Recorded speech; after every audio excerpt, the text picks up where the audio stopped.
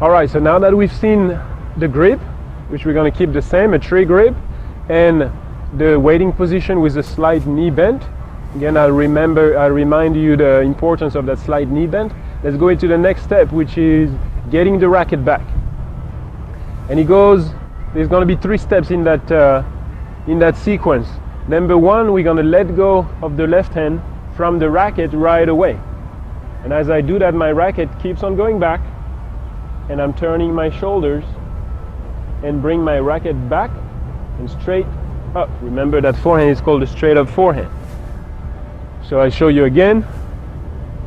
From the side, my racket comes straight up, and my racket is pretty much vertical on top of my head by the time I have my racket behind me. Notice that my feet hasn't moved, only my shoulder line has changed on my body. My feet are still facing the net.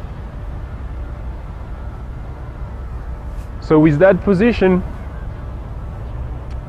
now the difference with the other forehands that we've seen is that this one is also going to be in kind of sequences where after we bring the racket up, racket is not going to move for a little bit, it's going to stay stuck here, so it's not a continuous motion also.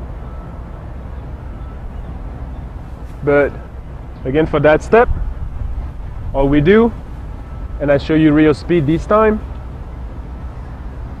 I bring the racket back, and I'm going to wait in that position as far as the top of the body. Okay, I want to always have you keep in mind that if I'm playing points, or if I'm even hitting the ball with a partner, this is the first part, and then I'm going to move my feet. But as far as the top of the body, we're going to wait in that position for a little bit. Alright, so now let's move on to the next step and see what the foot is going to do.